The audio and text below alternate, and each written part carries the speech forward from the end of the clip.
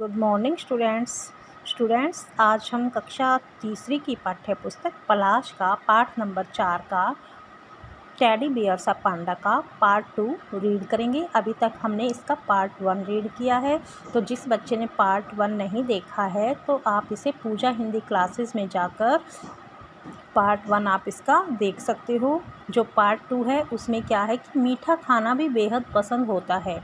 चिड़ियाघर में उसे गन्ना, गाजर, सेब आदि इसीलिए परोसे जाते हैं कि जो पांडा होता है उसको खाने में मीठा बहुत अच्छा लगता है और इसीलिए उसको चिड़ियाघर में क्या देते हैं, गन्ना देते हैं खाने के लिए, गाजर और सेब आदि देते हैं उसको। परंतु बाँस में पोषक तत्व बहुत कम मात्रा में होते हैं। पांडा की पाचन शक्ति भी बहुत अच्छी नहीं होती, अतः उसे लगभग पूरे दिन खाते ही रहना पड़ता है, कम से कम 12 घंटे, और इस दौरान वह लगभग 18 से 20 किलोग्राम भोजन खाता है। कि जो पांडा है वो बाँस खाता है। बाँस एक पौधा होता है, वो उसमें जो है वो पोषक तत्व बहुत कम मात्रा में होते हैं, कि वो इतना पौष्टिक नहीं होता बाँस, और इसीलिए जो वो पांडा होता है उसकी जो पाचन शक्ति होती है, पचाने की जो शक्ति होती है ना खाने को, वो उसकी ज़्यादा अच्छी नहीं होती, और इसीलिए वो क्या होता है, पांडा वो सारा दिन खाता रहता है, कम से कम 12 घंटे। कम से कम जो पांडा है वो 12 घंटे खाता है, और इस दौरान वह जो है 18 से 20 किलोग्राम खाना खा जाता है। खाते समय टहनी आदि पकड़ने के लिए पांडा अपनी कलाई में उभरी एक विशेष हड्डी का प्रयोग करता है, जो कि उसके अंगूठे का काम करती है।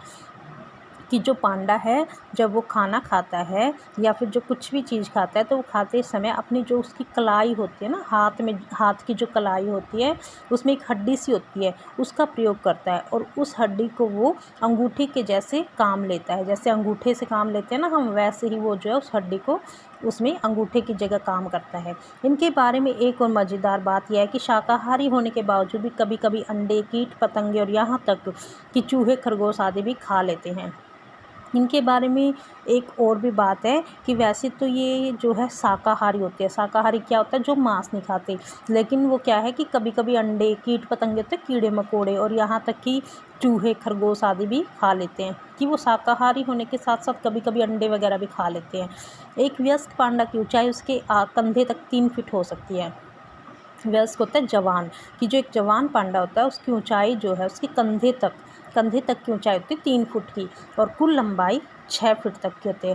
कि उसकी जो कुल लंबाई है वो तो 6 फीट होती है, और जो कंधे तक की लंबाई वो 3 फीट की होती है।